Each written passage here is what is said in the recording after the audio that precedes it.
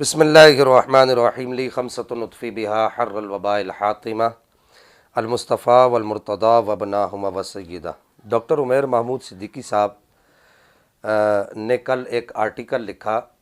उस आर्टिकल पर गुफ्तगू करने से पहले कुछ मारूज़ात पेश कर दूं कि हमने इब्तिदा में जो वीडियो अपलोड की थी, जो डॉक्टर उमैर महमूद सिद्दीकी साहब ने और उनके तलबा ने या उनके बकौल उलमा अहले सुन्नत के इसरार पर उनके बाज़ तलबा ने बग़ैर उनकी इजाज़त के जो वो तासुर दे रहे हैं, ये कैसे नाफरमान तलबा हैं कि जो अपने उस्ताद की इजाज़त के बग़ैर वीडियो अपलोड करते हैं। ये मैं एक इल्ज़ामी तौर पे ये बात कर रहा हूँ। ऐसा तो हो ही नहीं सकता कि इनको पता नहीं था। ये वहाँ पर तासुर ये दे रहे हैं अपने आर्टिकल के अंदर कि जी मेरे तलबा जो है वो उन्होंने अपलोड कर दी। तो क्या आपको पता नहीं था? आपके इल्म में नहीं था? अगर आपके इल्म में नहीं था तो ऐसे तलबा से अल्लाह ताला की पनाह कि जो अपने उस्ताद की इजाज़त के बग़ैर इतना बड़ा काम कर दें कि जिसके अंदर ख़यानतों के पलंदे बांधे गए हों, बड़े बड़े पहाड़ कायम किए गए हों, और अगर आपकी इजाज़त से हुआ है तो फिर तो अब आप हकदार हैं इस बात के कि आपकी इब्तिदाई तौर पर उस वीडियो पर गिरफ्त की जाए। और हमने ये कहा भी था कि हम इब्तिदाई तौर पर डॉक्टर उमैर महमूद सिद्दीकी साहब की उस वीडियो पर उनकी गिरफ्त करेंगे। बाद में इल्मी तौर पर हम उनसे गुफ्तगू करेंगे, जो उन्होंने मौक़िफ़ पेश किया है उस पर हम गुफ्तगू करेंगे। लेकिन अभी इब्तिदाई तौर पर बितरतीब और बितदरीज, जिन लोगों ने हमारी वो पहली वीडियो सुनी उसमें सुना होगा, हमने ये कहा था कि बितरतीब और बितदरीज इस वीडियो के अंदर जो ख़यानतें दिखाई गई हैं और हमारे लिए तासुर देने की कोशिश की गई है कि हम ज़्यादा सिरात मुस्तकीम से बिल्कुल हट चुके हैं, तो हमने उसमें ज़ाहिर है अपना दामन तो पाक करना है। तो चूंकि उसके अंदर खैरतों के पलंदे, अभी हम उसकी निशानदेही कर रहे थे, अभी हम इल्मी बहस की तरफ तो आ ही नहीं थे। तो अब चूंकि उन्होंने आर्टिकल लिख दिया तो पहले हम ये समझते हैं कि पहले उन्होंने जो सबसे पहले आला हज़रत पर बहतान बांधा है और तोहमत बांधी है, मैं आखिर में उसकी तरफ भी आपको बताऊंगा कि क्या बहतान और क्या तोहमत बांधी है, वो भी बताऊंगा। तो हम ये चाह रहे थे कि पहले उनकी उस वीडियो का जो उन्होंने चांद रात को अपलोड की है उसका रद्द बलीग किया जाए। लेकिन अब हम इंशाअल्लाह इल्मी तौर पर, इब्तिदाई तौर पर सय्यदी आला हज़रत पर जो बहतान बांधा गया है उसका जवाब देंगे। डॉक्टर साहब ने अपने आर्टिकल के अंदर जो बात की उस पर गुफ्तगू करने से पहले मैं ये एक बात करना चाहूँगा। अपने आप को कभी भी अक्ल कुल नहीं समझना चाहिए, अल्लाह ताला का आजिज़ बंदा समझना चाहिए अपने आप को। वफ़ौक़ कुल्लि ज़ी इल्मिन अलीम, इस आयत करीमा का हर वक्त विर्द करना चाहिए, इसको जहन में रखना चाहिए। अब वो ऐसे लोग भी जो है वो उठकर जो है वो ये लिख रहे हैं कि जी हमारे बारे में वो कह रहे हैं कि इनके लिए जो उर्दू तहरीरें भी जो है वो पत्थर पर लकीर होती हैं, ऐसे लोग भी कह रहे हैं। और अपने आप को वो डॉक्टर भी कहते हैं कि जिनको उर्दू सही पढ़ना नहीं आती। फतावा रज़ोइया शरीफ की तारीफ़ करते हुए सय्यदी आला हज़रत ने ये लिखा कि अगर बच्चा तालाब में मूत दे, अब ये लफ्ज़ थे मूत दे, तो उन्होंने इसकी तारीफ़ की इज़ा मात तिफ़्लु फ़िल हौदी। तो जिन लोगों को सही उर्दू नहीं पढ़ना आती, मूत और मौत में फ़र्क नहीं कर सकते, तो वो भी जो है गुफ्तगू कर रहे हैं और अपनी तरफ से अपना हिस्सा मिलाने की कोशिश कर रहे हैं। मुझे हैरानगी है। दूसरी आम तरीन बात ये उनके आर्टिकल पर, डॉक्टर साहब के आर्टिकल पर सबसे आम तरीन बात यह कि मैंने डॉक्टर कोकम नूरानी साहब को कोई वक्त नहीं दिया। वहाँ पर यह तासुर देने की कोशिश की जा रही है कि मैंने डॉक्टर कोकम नूरानी साहब को वक्त दिया और वक्त देकर नहीं आया। उनका इसरार था। अब ये कोई लाजमी तो नहीं कि उनके इसरार पर मैं आऊँ ही आऊँ, हर आदमी की अपनी मसरूफियात होती हैं, अपने मामलात होते हैं। तो ये तासुर जो है उन्होंने गलत देने की कोशिश की है। और ये डॉक्टर साहब ने अपने आर्टिकल के अंदर जो ये कहा कि जी उनको हनफियत से बगावत का कहा जा रहा है, तो उसके सबूत के लिए मैं अभी आपको वीडियो दिखाता हूं। लेकिन मैं पहले मंजरनामा आपको बयान कर दूं कि जब हमने वहाँ पर अपने दलाइल दे दिए तो उसके बाद डॉक्टर साहब ने एक जुमला कहा था कि मैं तो हैरान हूँ कि हुजूर सरकार बगदाद का मज़हब रद्द कर दिया गया है। हुजूर सरकार बगदाद का हम्बली जो मज़हब है, आपका मसलक है, उसको रद्द कर दिया गया है। अगरचे इसमें भी उलमा का इख्तिलाफ है कि आप हम्बली थे या नहीं थे, इसमें भी राय मौजूद है। लेकिन मैं बात ये कहना चाह रहा हूँ कि वहाँ पर हमने यही कहा था, डॉक्टर साहब से सवाल किया था, तो क्या आप फ़िक़्ह में हुजूर वाली बगदाद, शहंशाह बगदाद, हमारी आँखें, हमारी गर्दनें, हमारे सर उनके सामने झुके हुए हैं, हम उनके पाँव मुबारक में जो लगी हुई जूती, उसके साथ लगी हुई जो मट्टी, उसको अपनी आंखों का सरवा समझते हैं। हमने आपसे पूछा था वहाँ पर भी कि आप सरकार बगदाद के फ़िक़्ह में मुक़ल्लिद हैं? ہم نے اس وجہ سے کہا تھا کہ ڈاکٹر صاحب نے حنفیت سے بغاوت کر لی. یہ ذرا آپ یہ سن لیجئے. آپ اتنی دیر لگے رہے، میں نہیں بولا. آپ نے فرمایا یہ سود نہیں ہے، اور پھر آپ نے وہاں پر یہ میں نے نہیں کہا کہ سود نہیں، میں اعلیٰ حضرت کا فرما رہا ہوں کہ اعلیٰ حضرت نے فرمایا کہ یہ سود نہیں ہے. آپ نے فرمایا سود ہوتا تو امام سرخسی اس کو کیوں جائز قرار دیتے؟ آپ نے فرمایا سود ہوتا تو مرغنانی کیوں جائز قرار دیتے؟ آپ نے فرمایا سود ہوتا تو ابن عابدین شامی کیوں جائز قرار دیتے؟ آپ نے فرمایا سود ہوتا تو ابن حمام اس کو کیوں جائز قرار دیتے؟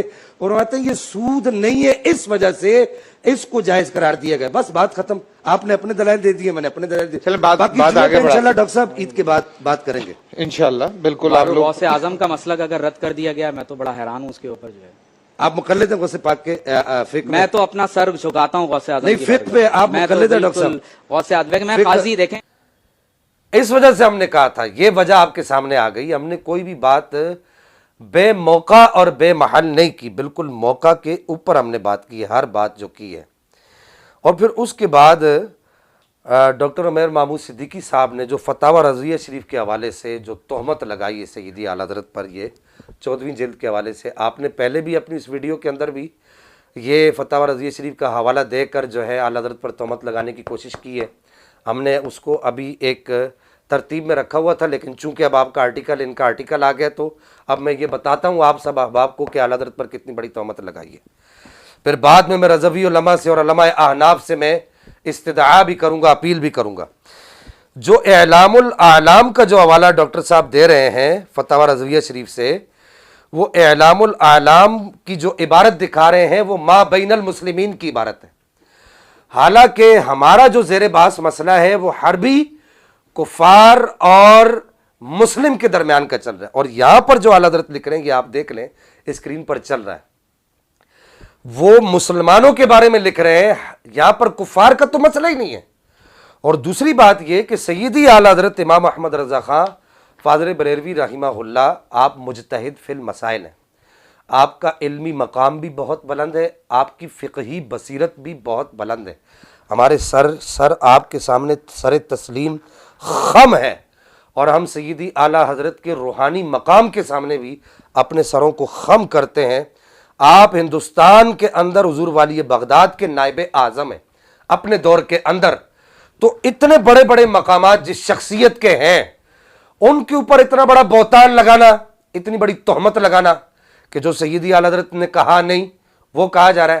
اور پھر ہم نے کب انکار کیا کہ ہندوستان دارالاسلام نہیں ہے؟ تو اس پر میں آپ کو دلیل دے دوں کہ یہ جو عبارت جو ڈاکٹر صاحب نے پیش کر رہے ہیں، پہلے ویڈیو میں بھی کی اور پھر اپنے آرٹیکل میں کی، یہ کفار کے اور مسلمانوں کے درمیان کی نہیں ہے. یہ عبارت جو ہے یہ مسلمانوں کے درمیان کی ہے. اس کی دلیل یہی فتاوی رضویہ شریف کی یہ 14ویں جلد ہے، یہ 14ویں جلد کا صفحہ نمبر 139 ہے. یہی جس جلد کا حوالہ دے رہے ہیں ڈاکٹر صاحب، اسی کو پڑھ لیتے تو پھر مسئلہ حل ہو جاتا. تو اعلیٰ حضرت سے یہاں پر سوال کیا گیا، آپ سے پوچھا گیا ہندوستان کے کفار کے بارے میں کہ ان سے لین دین کرنا جائز ہے یا نہیں، اور ہندوستان کے کفار ذمی ہیں یا حربی.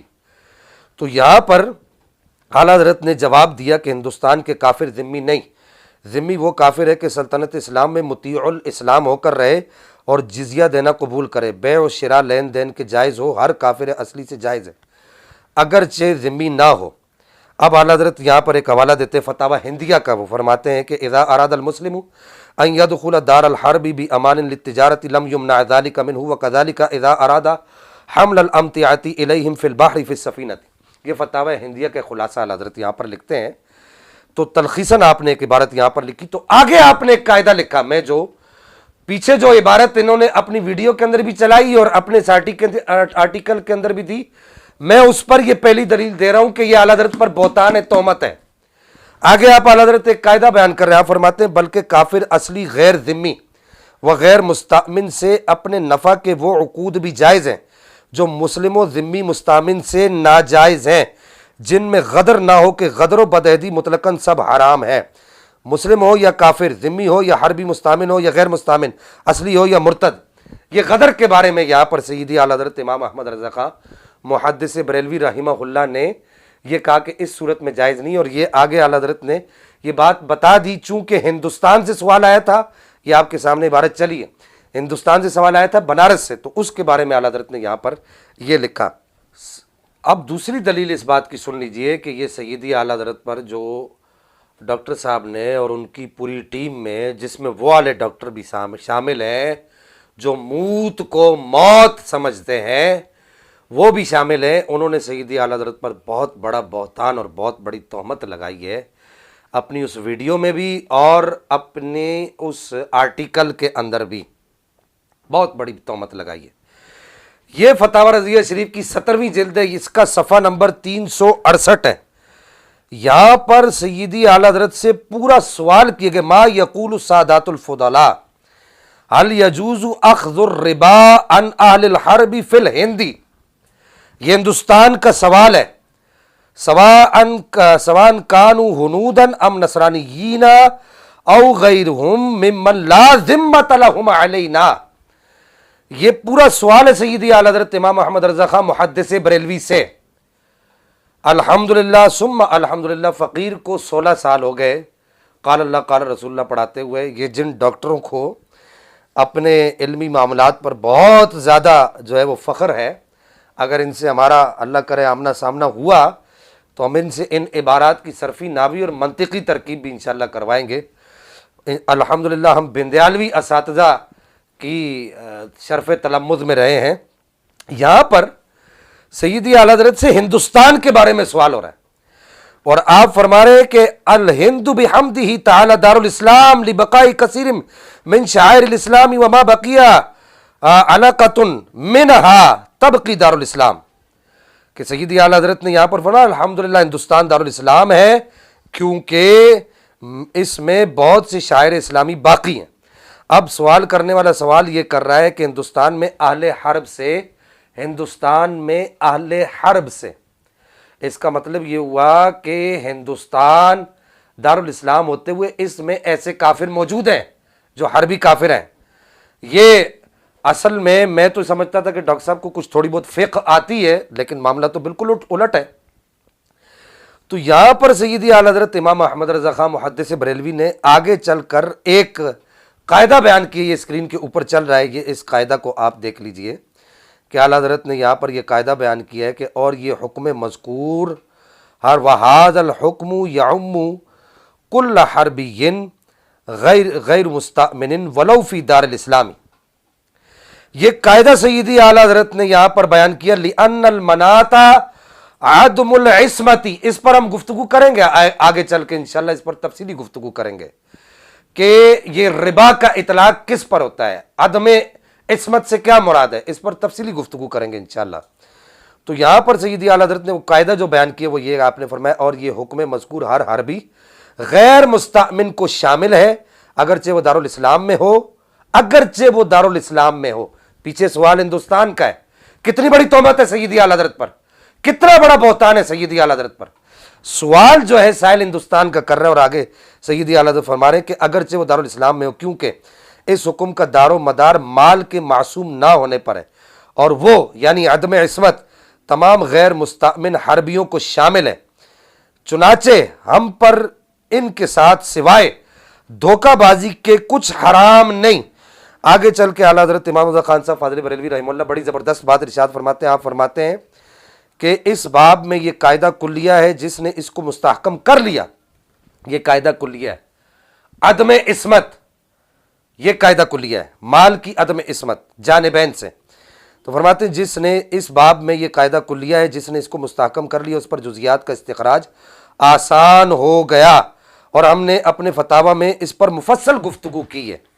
ایک یہ دوسری اس پر دلیل آ گئی، پھر اس کے بعد کہ ڈاکٹر صاحب نے سیدی اعلیٰ حضرت پر بہتان باندھا ہے، اس کے بعد اس پر یہ تیسری دلیل یہ صفحہ نمبر 325 پر سیدی اعلیٰ حضرت امام احمد رضا خان محدث بریلوی سے سوال ہوتا ہے کہ یہ سوال بھی جو ہے لاہور سے آپ کے پاس سوال آیا کہ یہ جب ہندوستان تقسیم نہیں ہوا تھا، ہندوستان اور پاکستان، اس وقت یہ سوال آیا، یہ آپ کے سامنے سوال چل رہا ہے۔ کیا فرماتے علماء دین اس بارہ میں کہ اس ملک میں اہل ہنود سے بیاج لینا یعنی زائد رقم لینا، یہ آپ فیروز اللغات اور فرنگ آصفیہ وغیرہ دیکھ لیجئے گا، بیاج زائد رقم کو کہتے ہیں۔ اس ملک میں اہل ہنود سے بیاج لینا جائز ہے یا نہیں؟ بعض کہتے ہیں کہ نصارہ سے بوجہ اہل کتاب ہونے کے بیاج لینا نادرست ہے، ایسے خیال والوں کے پیچھے نماز پڑھنی درست ہے، یعنی ہمارا جو یہاں پر باس موضوع وہ یہ ہے کہ بیاج لینا یعنی زائد رقم لینا جائز ہے یا نہیں. تو یہاں پر سیدی اعلیٰ حضرت نے فرمایا الجواب سود مطلقاً حرام ہے. قال اللہ تعالی وحرم الربا وحرم الربا. ہاں جو مال غیر مسلم، ہاں جو مال غیر مسلم، اب یہ سارے ڈاکٹر حضرات سن لیں، جو مال غیر مسلم سے کہ نہ ذمی ہو نہ مستأمن، بغیر اپنی طرف سے کسی غدر اور بدعہدی کے ملے، اگرچہ عقود فاسدہ کے نام سے، اسے اسی نیت سے نہ نیت ربا وغیرہ محرمات سے لینا جائز ہے، اگرچہ وہ دینے والا کچھ کہے یا سمجھے کہ اس کے لیے اس کی نیت بہتر ہے نہ کہ دوسرے کے لیے. کل امرئ ما نوا. تو یہاں پر سیدی اعلیٰ حضرت نے واضح طور پر یہ لکھا ہے کہ یہ ہندوستان کے جو کفار ہیں ان سے زائد رقم لینا جائز ہے. تو اب وہ جو عبارت جو 14ویں جلد کی جو پیش کی جا رہی ہے اس کو بار بار دکھایا جا رہا ہے، تو وہ کیا اعلیٰ حضرت پر تہمت نہیں ہے؟ میں خدا کے لیے پوری دنیا کے رضوی علماء کے سامنے ہاتھ جوڑ کر میں یہ اپیل کرتا ہوں کہ آپ لوگ اس فتنے کے خلاف کب آواز بلند کریں گے کہ ایک آدمی سیدی اعلیٰ حضرت پر اتنے بڑے بڑے بہتان باندھ رہا ہے اور رضوی علماء اور احناف علماء کی آنکھیں نہیں کھل رہی؟ کیا سیدی اعلیٰ حضرت ہند میں غوث پاک کے نائب اعظم نہیں ہے؟ کیا سیدی اعلیٰ حضرت اجتہاد فی المسائل کے درجے پر فائز نہیں ہے؟ کیا سیدی اعلیٰ حضرت امام احمد رضا خان ہمارے امام نہیں ہے؟ کیا سیدی اعلیٰ حضرت امام احمد رضا خان فاضل بریلوی محدث بریلوی رحمہ اللہ اپنے دور کے اور اس صدی کے بھی مجدد میعت سابقہ والحاضرہ آپ نہیں ہیں؟ سیدی اعلیٰ حضرت اتنے بڑے مقامات آپ کے اہل السنہ والجماعہ بیان کرتے ہیں، تو ایک طرف مجتہد فی المسائل شخصیت ہے اور ایک طرف جو ہے وہ یہ میں کیا کہوں اب اس طرح کا ایک آدمی ہے، اور وہ سیدی اعلیٰ حضرت پر پھر الٹا بہتان باندھ رہا ہے، تہمت باندھ رہا ہے. سیدی اعلیٰ حضرت کیا کہہ رہے ہیں اور اس کا مطلب کیا بیان کیا جا رہا ہے؟ تو کب جاگیں گے آپ لوگ؟ اور بالخصوص پوری دنیا میں، بالعموم پوری دنیا میں اور بالخصوص پاک و ہند کے اندر جو سیدی اعلیٰ حضرت کے خلفاء ہیں ان سب سے میں ہاتھ جوڑ کر کہوں گا کہ آپ لوگ کب جاگیں گے؟ ان فتنوں کے خلاف کب آواز بلند کریں گے؟ کب آواز بلند کی جائے گی ان فتنوں کے خلاف؟ اور پھر میں آخر میں یہ کہہ دوں کہ میں نے جو ڈاکٹر صاحب کو صلح کلی جو لکھوایا وہ ہمارے طلبہ نے ہماری اجازت کے بغیر نہیں کیا، یہ بھی بتا دوں. وہ ہماری اجازت سے کیا اور ہم سے مشاورت سے کیا. وہ شاورہم فی الامر کو اس پر وہ عمل کرتے ہیں. جو میں نے لکھوایا یہ ڈاکٹر کوکم نورانی اکاڑوی صاحب کی تحریر کے بعد ڈاکٹر صاحب کے ساتھ وہاں پر جو ٹی وی چینل کے سیٹ پر جو باتیں ہوئی ہیں میں ان باتوں کا چشم دید گواہ ہوں. میرے پاس اس کے شواہد بھی موجود ہیں. المجالس بالامانہ جو باتیں آف ایئر ہوئی ہیں میں ان کو سامنے نہیں لاتا، صرف جو آن ایئر جو باتیں ہوئی ہیں ان میں سے ایک بات میں نے کل اپلوڈ کر دی ہے، اس کو اشارہ دے دیا ہے، وہ آپ دیکھ لیں. اب اگلی آپ بات کو رجوع کرنا ہوگا ڈاکٹر صاحب کہ کل جو آپ نے کہا ہے کہ جی یہ فیصل بھائی آگے بات بیان کر رہے ہیں. بھائی آگے چلیں، یہ اب الزام تراشیوں پر اتر آئے ہیں، یہ اسلام سے بھی باہر کر دیں گے سر ہم لوگوں کو. میں نے صلح کلی کیوں کہا ہے میں یہ نہیں بیان کرتا، لیکن اگر ڈاکٹر صاحب آگے مزید جب یہ سوال کریں گے نا کہ مجھے صلح کلی کیوں کہا جا رہا ہے تو پھر اس تحریر کے بعد جو انہوں نے باتیں کی ہیں پھر میں وہ باتیں بھی بتاؤں گا، اور اگر ڈاکٹر صاحب کے سامنے بیٹھ کر بھی کرنی ہوں گی تو میں کروں گا. اللہ جل مجدہ الکریم ہمیں ان فتنوں سے محفوظ فرمائے اور پاک پروردگار سیدی اعلیٰ حضرت کے دامن سے، احناف علماء کے دامن سے، اپنے تمام نیک بندوں کے دامن سے ہمیں جڑے رہنے کی توفیق عطا فرمائے. آرٹیکل کا جواب انشاءاللہ تحریری صورت میں ضرور آئے گا اور اس کا رد بلیغ تقریری صورت میں بھی کیا جائے گا.